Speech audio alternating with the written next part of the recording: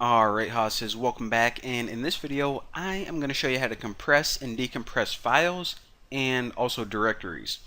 So, whenever you're just working with Windows, if you have a file that you want to compress or maybe have a zip file that you want to extract, you can just right click it and then your menu pops up and you're like extract all.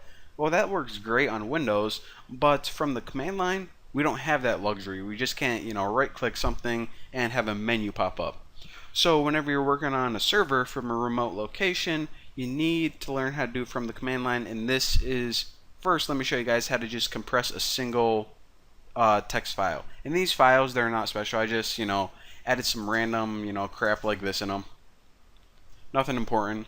So let's just go ahead and compress this one, grocery list.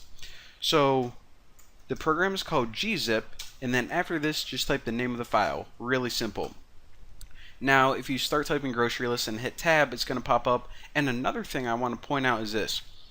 So whenever you have a file name and it has a space in it, such as grocery list, well, usually whenever you're running commands from your terminal, whenever you have a space, it means do something else. Either add a, additional parameter, or maybe, a new file name or a new program. Well, now we just saying, no, this is just one file. There's just a space in it. So that's why whenever I start typing, it added this backslash, because the backslash tells Ubuntu, hey, whatever character comes after this, then just read it as the space and not, a new command. So there you go. If I hit enter, check out what happens. It takes grocery list and it compresses it into a GZ or compressed file. So if you ever want to extract it or decompress it, then what you can use is gunzip. Now, whenever you use gunzip, remember, since this is a compressed file, it has the .gz extension, so don't forget that, and you can just hit enter, and it decompresses it. Boom, roasted. Now, a lot of people don't really care about doing this with a single file, but they use it for multiple files. So say for example, I wanted to send this to someone over the internet, but it was too big, so I needed to take both of these and compress them into a single tar file. And a tar file is kind of like the equivalent of a zip file for Windows. So what I do in this case is type tar, and why the F did it pop down there? CVF.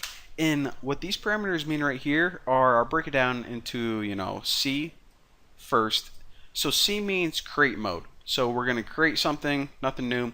V means display the output in the terminal. So once this is done and the command is ran, then it's just going to give us a little notification of what it did. You can leave it out if you want, if you don't want to see anything, but I like to verify that the program works successfully. So there you go. And this F, these are just the file options. So the arguments that come after this, well, I'll show you guys what they are right now. So the first thing is, hey, you're taking these and you're putting them into a new zip file. What's the name of the zip, aka tar file? I'll just name it like Bucky.tar. And now it says, okay, so this is the tar file. Now what do you want to add to it? Well, I'm just going to add grocery list and also favorite movies. So you basically write tar CZF. What do you want the name of your tar file to be? And what files do you want to compress and stick in it? Well, it's going to go through and boom, look at that. So if you ever want to extract it or unzip it, you guys may be more familiar with that term, you just use tar xvf. Now remember, C, this is pretty much the same thing as when we compressed it but we're extracting it. The only thing different is this X. So X means extract. C means create a file, X means extract it. So they're really easy to remember. And you just write the name of whatever you're trying to extract. You don't need the files inside. And boom, check it out. So since they were already, I already had them on my desktop, you guys probably, didn't notice them flashing real quick, but they were extracted. You guys just have to trust me, I guess. So anyways, that is how you compress and decompress individual files, and also how you compress and decompress multiple files into a tar directory. Thank you guys for watching. See you next time.